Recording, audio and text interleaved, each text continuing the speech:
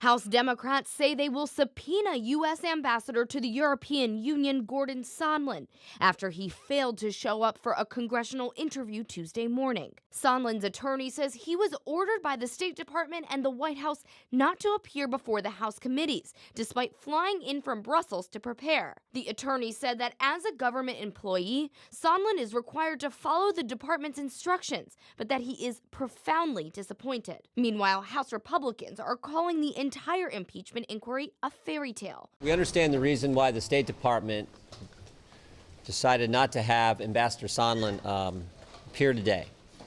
It's based on the unfair and partisan process that Mr. Schiff has been running. The president reacted via Twitter, saying in part, the ambassador would be testifying before a totally compromised kangaroo court. Sondland was mentioned in the whistleblower complaint. It alleges he worked with Ukraine to help fulfill the president's requests. Text messages between Sondland and other government officials show discussions about the alleged quid pro quo between the administration and Ukraine.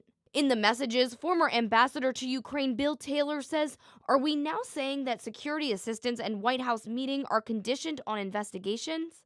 Sondland says, "Call me." 8 days later, Taylor says, "I think it's crazy to withhold security assistance for help with a political campaign." Sondland defends the president, saying he has been crystal clear, no quid pro quos of any kind. Sondland, a longtime supporter of President Trump, donated $1 million to his inaugural committee. House Intel Committee Chairman Adam Schiff says lawmakers need more information from Sondland. But we are also aware that the ambassador has text messages or emails on a personal device, which have been provided to the State Department, although we have requested those from the ambassador, and the State Department is withholding those messages as well. It's been a clear pattern. Current staffers are not showing up to testify, while those who are no longer federal employees have been more forthcoming. Former U.S. Special Envoy to Ukraine Kurt Volker agreed to an interview last week.